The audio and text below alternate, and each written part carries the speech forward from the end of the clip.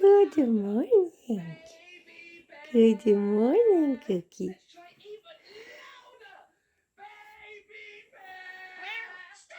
My son is watching Stephen Maggie. Good morning, Lily. Good morning. Good morning, Bash Bash.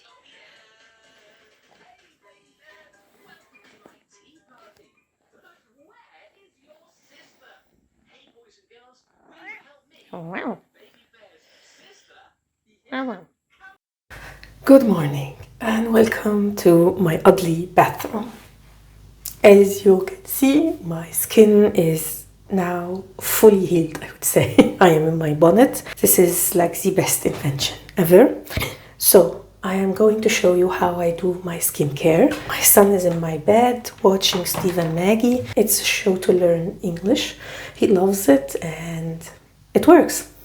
He is making great progress learning English. I already brushed my teeth. So I have a glass of warm water. It's my habit. I always drink a little bit of warm water in the morning. Now, I don't like to have the bonnet in, so let me... You see how my hair is calmed down from the bonnet?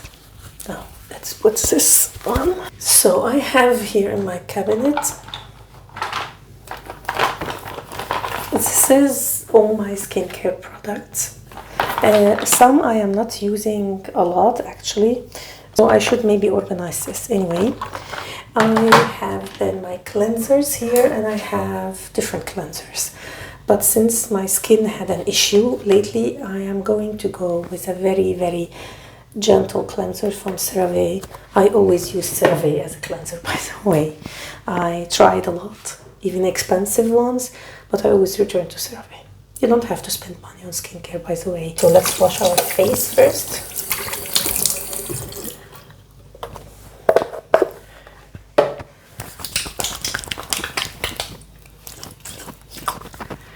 I always take my time, not in the morning, but before going to bed, when doing my cleanser, to really go into every single part of my face. Because also usually, I think I can share with you today also my evening routine. Today is Saturday. So what happened? I slept. I was editing for VLOGMAS number 5. It's very confusing this to film in a day, edit, and then you're talking about a day before. I'm a little bit it's very confusing. Anyway, I slept many times. I was editing and then I found myself asleep. I returned after 3 times. I said, it's over. I can't. It's not going to work. And I faced the fact that I have to break my promise. I can't upload a video that day. So sorry for that. But I slept like a baby. Like a baby. What time is it? Yeah, I slept for 8 hours. Not bad. Of course my son woke me up. Now I use only a towel for my face once. Use it and then I throw it away.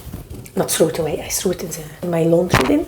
So afterward I go straight forward with my trusted, the ordinary multi-peptide plus copper. Can't live without this. You can strategically squeeze out without touching your face. A little bit on my neck with the rest. Then I am going with the Cicaplast Gel B5. Just to be safe, usually I will tell you what I use. I am using this one lately, but I wish that I would have tested it during summer because it's very lightweight. So perfect summer transitional season cream. This is a little bit more heavy. So this is my morning routine. I go with sunscreen after when I start to dress. Now I'm going to use a lip balm and I'm going to use today, I have a whole thing filled with lip balms. I am going to use the Ole Henriksen, and this is my favorite. The only issue is that it doesn't have like the best consistency. It's a little bit too, not thin, very thick. Some people love it. I love more of a thin consistency, but I adore this lip balm. What is it called? Let me tell you. A Pout Preserve Peptide Lip Treatment. They have different colors. I have just this one, which is Strawberry Sorbet. It's amazing. So now I am going to do my morning yoga. I usually do yin yoga. I'm not going to do any meditation because my son is awake, so it will not work. So yoga, and then I am going to do myself a cup of coffee, and let's unbox another day of my advent calendars.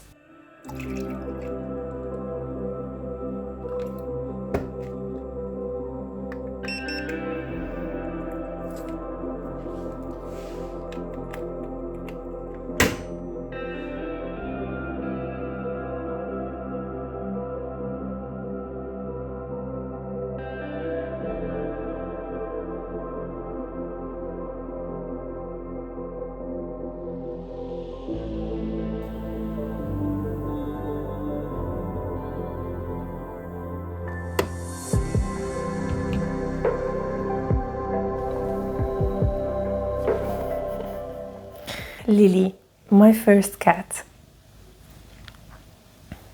She saved my life. Lily. Oh, she's bellissima, so bellissima. This is why I call her my angel. My husband got me Lily because I was very depressed, and it was one of the worst depressions ever. So he didn't like animals and he didn't want cats, but when he saw me in this state, he was like, he wanted to make me feel better. And he said, you always wanted a cat. What do you think about getting a cat? And I was so depressed that I didn't even want a cat. Although I always wanted one, but I didn't want to upset him because I saw that he was going out of his way to make me happy. So I said yes, and it was like as if she was sent to me, my Lily. He went to work next day and he found an announcement from a colleague that she found a cat, and here she is. She was so small. Oh my God. She's 12 now, so a senior citizen. Right, Lily? Yeah. Anyway, if you hear any noise, this is my son. He is in the bathroom getting ready, and of course he is not getting ready. He is playing airplanes, cars, you know. Anyway, let's unbox our cult beauty first. So day number 7 is here. Oh, a makeup product, and I'm happy. So before finishing this series, we have a makeup product. Let's see what we have. This is from Say, a brand that I always heard about but never tested. This is the Glow Sculpt in Mauve Glow. Not promising because I don't like mauve. Let's see. Okay, this is the color. I'm not sure if I am going to use this or if I am going to sell it directly.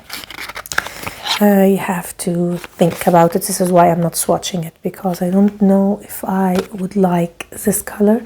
Usually when I wear a mauve blush, it will look like my rosacea. It mimics a little bit my rosacea, although it's red, but I don't know. When I do my makeup, it looks mauvey. When it shines through, it's a little bit mauvey. So when I add a mauve blush, not a good look for me, at least. Now, I am so happy about this advent calendar, guys. It made me very excited about waking up and see what is in my advent calendar. So let's see, day number 7. Where are you? Okay, another brand I never tested, and it is a US brand. So happy about that. This is Olish Lang, New York, and the fragrance is called Lethe. I have no idea how to pronounce it. This is something I have smelled before. There's a watery feeling to this fragrance. It's musky, very, very musky, fresh, a little bit woody, cedarwood, I would say. And the opening was a little bit almost limey. And I'm not a fan. I don't know. Let's see what the magazine tells us about this fragrance. So we have tops of bergamot and lavender. So I was right about lavender. In the mid, there's no lime, by the way. In the mid, there is cedarwood's water lily. A water lily, I get it. The water lily, yes. Cashmere wood, and in the base we have musk, amber, and tonka bean. The type of the perfume is woody, creamy, and longevity is soft, and sillage is 2 to 4 hours. This is what the magazine tells us. This is how the bottle looks like. Very simple, and I never heard anything about this brand, honestly. So when I sprayed this one, I thought this is a little bit of a masculine fragrance, but then I remembered that this advent calendar is targeted for women. So it is actually unisex, but it does lean a little bit masculine. So a little bit disappointed with today's fragrance from Pafuri. Let's see what we have in my personal advent calendar. Please be a good one. So let's see. I want to end on a high note. Oh, this is from another Italian brand. This is Etro. And the perfume is Lemon Sorbet. I feel like I'm going to love this one. The only issue, it is a dapper. It's almost a herbaceous citrus. It's very green. Lemon and green. I feel like there is vetiver here. Petit grain for sure. And a woody base. So I guess maybe cedar. Oh, I need to get my phone to look up the notes for this one. ممكن ما تشيليش اللي هيحصل دلوقتي.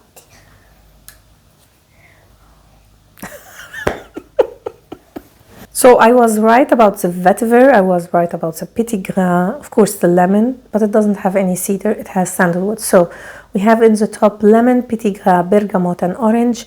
In the mid we have rosemary and lavender, and in the base we have vetiver and sandalwood. Very, very, very light experience. Like it's already almost gone. Now it is a dapper, so I didn't get a lot on my skin, but I don't think that this is a very long-lasting fragrance. It's quite unique, but I don't know if the name is fitting. Like lemon sorbet makes me think about something a little bit sweet. So I didn't expect that, but it is a good one. So I really wanted to end it with a bang, but yeah, unfortunately it is. Again, tell me in the comments down below what do you think about what should I do with the rest of the advent calendar from Pafuri and the ones that I made. Of course, I personally would wake up and every day open the fragrance or the product of the day. But would you be interested in seeing the rest? And should I dedicate a whole video on it? Or what do you think? Give me any suggestion. I am open to all suggestions. So plans for today. My son wanted to go to the library to get some books. So I was thinking about getting breakfast outside so you can see the typical Italian breakfast. And then we are going to go to the library to get the books he wants. I will return and maybe do the topic of the day or something while he is playing or reading in this case, and finish the day with my evening skin routine, or my night skin routine, what do you call it? Okay, the skin routine I do before going to bed. I'm so sorry. My husband is returning today from Iceland, but it's going to be very, very late. He will arrive past almost midnight. And tomorrow, Ian's class, my son's class, is going to do its Christmas party. So we are going to gather almost for the whole day, doing tombola and eating and playing and talking. And I'm looking forward to it, actually. We are very blessed to have a great teacher, the thing is, here in Italy, at least the school where Ian goes to, is that they have one teacher for everything. Actually, they have two, one for geography and history, and one teacher for all the rest. And we are blessed with a wonderful teacher. All the kids love her. We moms love her. She is competent and she's quite old, so we are going to be her last class. And we just love her. She is coming. We are all excited about it. And also I am blessed with a great class. Almost all of them are great students and they get along. And also we mom are getting along quite nicely, actually. So I wouldn't change it for the world, and this is why I decided not to move to Germany with my husband. When he moved, I told him I'm not going to move. It is very rare to find a great class, great teacher. My son is happy. He goes actually willingly to school, happy. He is always excited to go every day to school, so I'm not going to change that. My husband still decided to go to Germany and work there, and he comes only in the weekend. So unless he has some smart work, so he works from the computer from the house, and he will come on Wednesday. Otherwise, he comes Friday night and goes back Sunday morning. So I'm actually quite excited for tomorrow, and that's it. Now I'm going to get ready and I'm going to show you Italian breakfast. A me mi piace. Ti piace? Se vuoi te ne regalo uno. ممكن اخد واحدة من الأبرولانين اللي بتاعت ماكدونالدز. Okay. Te lo regalo. Va bene. Enti تقولي come lo dipingo وte lo regalo.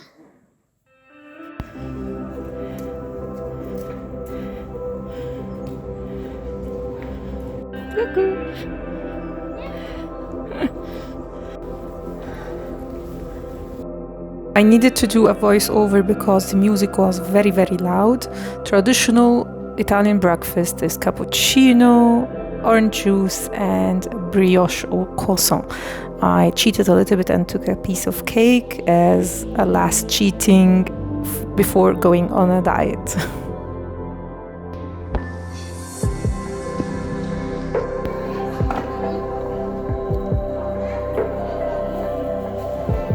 We just finished. How many books did you get, Ian?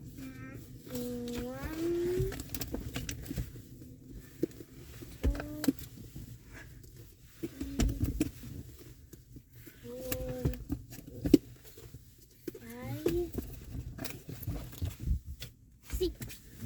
And I got myself a book. For me and him, actually. Guys, I didn't read it yet. I just read the first time, like the first few pages. It is such a beautiful book. I don't know if it's in originally in Italian. I will check. The title would be Who Stole My Marmalade? And it is to learn how to process and verify information for kids. This is so beautiful and very, very important, especially for the day, for now, for the society and social media, and so that kids are exposed to. My son still is not, of course, on social media, but he will one day. And I think this is very, very important to have to distinguish between informations, which one are true and which are just fake news. I'm looking forward to read this book with him. When we went inside, he saw one of his friends, so I chatted a little bit with the mother. We lost track of time as usual. So it's time for us to return home. It's almost lunchtime. See you later.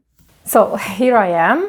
As you can see, my voice is almost okay. I'm just feeling just a little bit, every now and then, a little bit of a tingling in my throat, but otherwise, I think I'm in a good shape. So today's topic is all about niche. We are going to talk about what niche means, and we are going to talk about quality, pricing, and is it worth it or not. So niche, for those who don't know, means practically only brands that are dedicated to perfumes. So if we take brands like Dolce & Gabbana, for example, Valentino, they are not fragrance houses. They are fashion houses that also offer some fragrances. While if we talk about brands like Xerjoff, Atelier des Ors, Memo, I mean, there are a lot. These are fragrance houses. They are only dedicated to fragrances. There are some brands that you really can't categorize. For example, Guerlain. Guerlain is the most famous one, I would say. I personally categorize Guerlain as a designer. Others consider it niche. But generally speaking, this is the difference between designer and niche fragrances. I think mostly people now know niche thanks to the fragrance community. So you may have come across a fragrance that is niche and you bought it, but you just categorize it as an expensive fragrance, but not like designer and niche. Now, usually niche fragrances have the reputation of being very expensive, but it is actually not true at all. There are some that are extremely expensive. We take Roja, we take Le Monarque, I think it was called, this brand that has very limited edition bottles, and it was very, very exclusive. I've tested one of their fragrances while talking about Cécile Zarokian. We have also Fragrance de Bois, like Cliff Christian. Like there are these that are extremely expensive, but there are also some niche houses that are quite affordable. Even I would consider now, if we compare it especially to prices of Chanel and Dior, cheaper than those. An example of these brands would be Chapeau. You have kind of Nobile 1942. Some fragrances are more expensive, some are a little bit more affordable. So niche doesn't mean necessarily a high price. It is, however, most of the niche fragrance houses that I have come across to be more on the expensive side, but that doesn't mean that there are some that are a little bit more affordable. I wanted so much to do a topic on fragrance trends. I don't know, maybe I'm going to do a video on it, because I see the future of fragrances to be more houses, that niche houses, that are more targeted toward younger generations, mostly Gen Z, and are affordable. One that comes to my mind now is Perroy, this new brand that is very colorful. The bottles are not over the top, actually look like plastic, but quite cheap, and their fragrances are more on the youthful side. I find it also with Gleam, and you can see a shift in the market where they are targeting Gen Zs specifically as the new target for their fragrances. So not only fragrance houses, but also specific fragrances that are more targeted to this audience, and I believe that is going to be the next trend, because they are going to dominate the market at one point.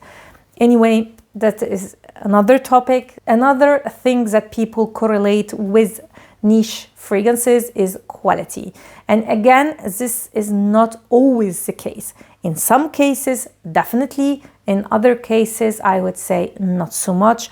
Unfortunately, a lot of the modern Italian niche houses, I would say, will fall in this category. And again, we are talking about fragrance trends. So trends are more synthetic, more loud. And I personally don't have a problem with synthetic notes. Don't get me wrong. I, for example, for a long time loved not a perfume Superdose from Juliette Hasgan, but I am not willing to pay the price tag. Like, it's too much. So it doesn't mean necessarily that you are paying a lot of money, that you're getting a niche fragrance, that you are getting quality.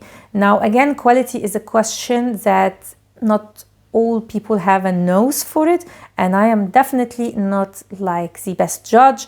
I do see myself, after so many years, I can recognize in a lot of cases the quality, but I don't think that I have it 100%. I believe I must study like real perfumery to get the sense of that. And since people correlate high quality with long-lasting beast mode fragrances, so some people also correlate niche fragrances with a must-have beast mode or a very long-lasting fragrance, because they think it has to be like this if it's high quality.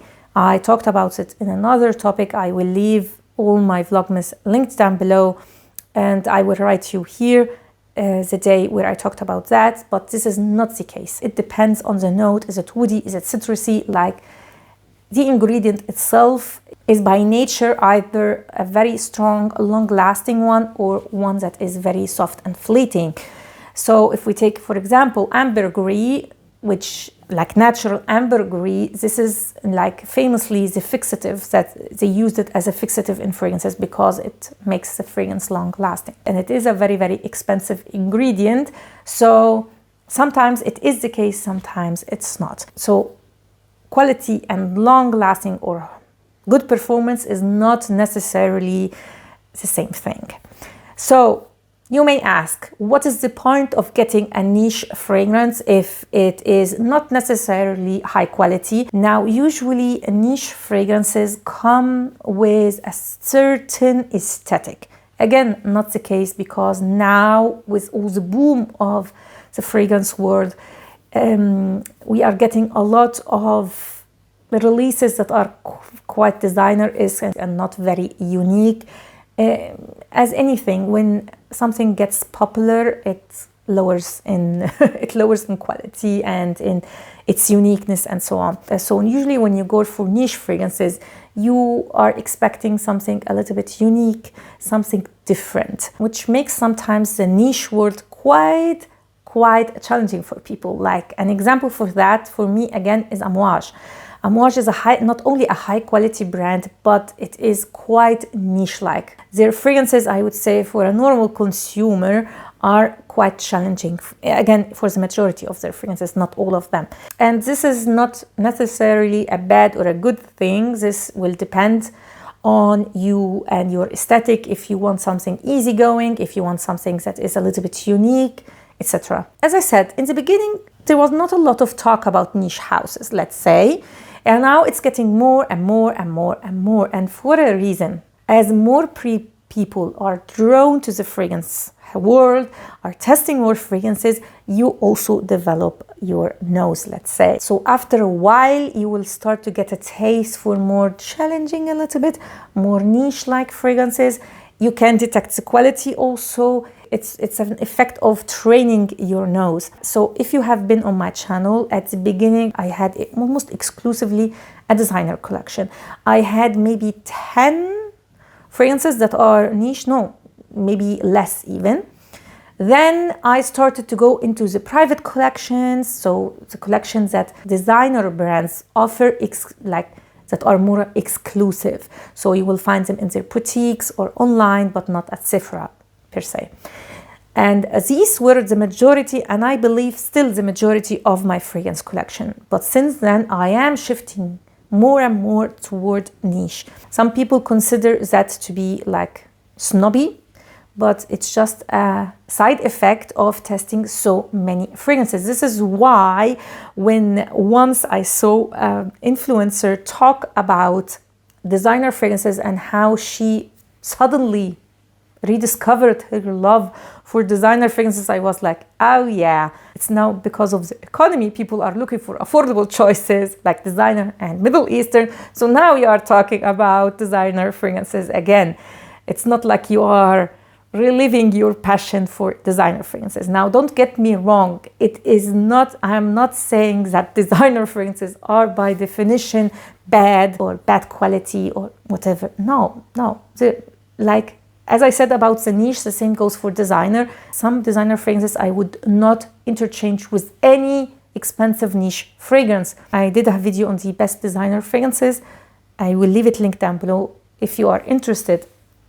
And I talked about the fragrances that I have now for the longest time in my fragrance collection, and I love them.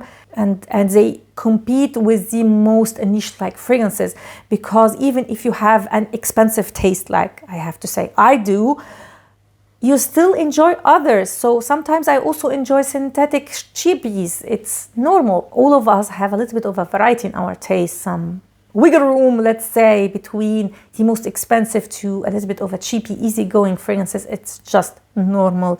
So there is nothing wrong about designer fragrances. I have, however, issues with the price tag recently because it's flat out outrageous. This is not acceptable. They are cashing on this fragrance craze that is happening, and also the ignorance of some people who don't know where to buy fragrances, so they go only to Sephora and these shops, and this is what they offer. Not everyone is also watching YouTube, so I don't like it. I don't like it at all. Anyway, I digress. Let's return to niche fragrances. So definitely a side effect of testing a lot of fragrances, and you can see it in a lot of influencers, is that you will start to shift toward niche. And by the way, if you see any influencer who is now on YouTube for a very, very long time, doesn't speak about niche, it's either her niche, like she doesn't even test niche fragrances, she is just dedicated to designer fragrances, and some are, or she is flat out making money on YouTube because it's easier to get money by selling, like through affiliate links, fragrances that are cheap than the ones that are expensive, because cheap means more people will buy it, while expensive, yes, you maybe have more money from it, but not a lot of people will buy it. Like, again, we are talking about the fragrance community. And I have to admit, I was a little bit shy for a while to introduce a lot of niche houses, or actually fragrances that I love or that I got from niche houses. People will say you are snobby or you are not relatable because you are presenting these expensive fragrances. But then I thought, if I'm not truthful with myself, even when it comes to how much money I am spending on the fragrances and how expensive these fragrances are, then there is no point of doing this channel at all. So definitely my taste has become more expensive, and I am afraid, totally honest again, to be not relatable anymore when it comes to fragrances. If I shift more and more towards this world, but it is what it is. If I like it, what can I do? I'm not going to lie. I can't talk about fragrances that I don't like, and that makes us as fraghead and influencer, whatever, a little bit judgmental when it comes to designer fragrances. So more often we talk about designer fragrance and we say it's nothing new, it's we don't like it. While for someone who is not really into fragrances and just wants to know a good fragrance, this fragrance is quite nice and would really, really like it. So like an example that comes to my mind for this case is Prada Paradox. When Prada Paradox came out, I didn't like it because I didn't see anything new about it. Also, I saw a lot of YouTubers say, I mean, it's nice, but we don't see the hype. While it is the best seller, people absolutely go crazy with Prada Paradox. Also the intense version, like it's a best seller because people love the smell. For me, it's nothing special because I've tested so much. Not all people test so many fragrances. So I don't know how to solve this dilemma because I can't go back. Like I can't go back in time. And also, I want to experiment more and more. Since this is, again, why I don't trust influencers who talk mostly about designer fragrances and they are while they are testing also a lot of niche and are on YouTube for a long time. I'm feeling like something is wrong, but maybe I am wrong. Please tell me in the comments down below. So would I encourage you to go into niche fragrances? Absolutely. Absolutely. Now, if you want to be introduced to this world, I would say first go through private collections. I find the private collection the best way to get the best of both worlds. Although, again, I'm not talking about the price tag because their price tag is, again, outrageously expensive. And my favorites are the private collection from Dior and the private collection from Armani. One time it was also Lancôme that was very, very niche-like, and now it's not anymore. And then you can pass to niche. Now there are some brands that are extremely easygoing. You have no problem with them. What comes to my mind are all the modern brands, especially since I have been testing a lot of Italian brands. All the modern Italian brands, Goriti, Simone and Rioli, they are great introduction into the niche world and quite mass pleasing. So these are good introduction. Now let's talk about Middle Eastern brands, and I wanted to dedicate a whole video on it, but I decided to include it with niche because I would say all the brands that you hear about when people talk about Middle Eastern brands are niche. All of them. Not all of them are created equal, of course. If we take Latafa, sorry, but this is not a quality brand. It is niche, but it's not a quality brand, you see. And it is very inexpensive. But in my opinion, you can smell the difference. So maybe it's because I am comparing it to more high quality, better brands. So it's not fair. I think if I've tested these Middle Eastern fragrances long before going into the niche world, so let's say 4 or 5 years ago, I wouldn't have detected the difference. I wouldn't have liked the fragrances because the scent profile is not mine anyway. I am now more open to the scent profile than before, but I wouldn't have detected the difference in quality. Of course, not all Middle Eastern brands are cheap. There are a lot that are very, very expensive. But in my opinion, and I am kind of new to the Middle Eastern fragrances, shocking, yes, but I'm kind of new to this world. I would say with Middle Eastern brands, when you pay more, you get more. When you pay less, you get less. And I'm not talking about performance again, I am talking about quality. Like the expensive Middle Eastern fragrances are worth it when it comes to the price tag because they are really high quality. But again, I didn't test every single one and I am new to this world. So tell me in the comments down below, do you agree or disagree if you are into Middle Eastern fragrances? This is the last topic I am going to do. I have to admit I am thinking about doing one day more because there is a particular topic that I want to talk about. And I wanted also to say goodbye to all of you. So I will think about doing another day, but it's not going to be more than that. So see you later. Welcome back. So let's talk about evening routine. Now, this is where there is a lot of change from one day to another. So the one thing that is always consistent is the use of a cleansing balm. Now, I am using today the one from Beauty of Jusson. This is my favorite one, especially if I want just to take off my sunscreen, so not my makeup. I always make sure to go around the nose and here on my chin, because this is where I used to have blackheads, so just as a prevention for them not to return, I massage it thoroughly. This is my cat. Just ignore it. And now I am going to rinse my face.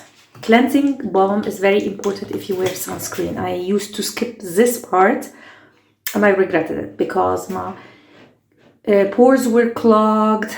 I got blackheads. When I returned to use it, everything was fine. Now I am using again this one, the hydrating, and I am going to continue to use this one maybe for 2-3 days, just to be sure will cause my skin irritation. Again, I'm using a small cloth just for one time. I saw some people just have these mono-use towels that they throw away. What? So wasteful. Just get yourself these from IKEA, wash them, and you're good to go. Anyway, so usually when I cleanse my face, especially in the evening or before going to bed, it's the salicylic acid one. Now, important step, and that is always there. This is the ordinary multi-peptide plus copper. Again, I use 2 drops.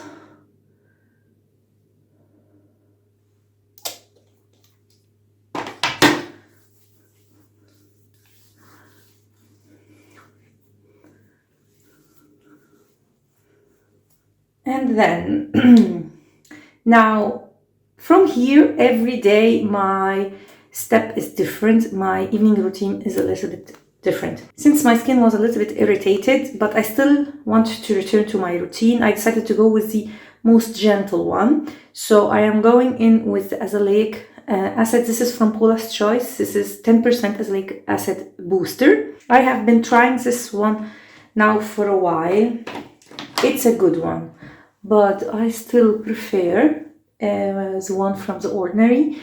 Don't like the consistency, but again, it's something that I wear before bed, so I don't care. This is more creamy, as you can see. The one from The Ordinary is pasty a little bit and sits above the skin.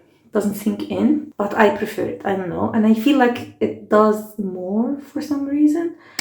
Maybe it's just a feeling. And when I use an active, I always go with a little bit of a heavy cream.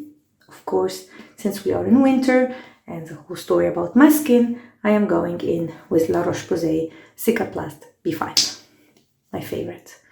And I am going in with a nice layer.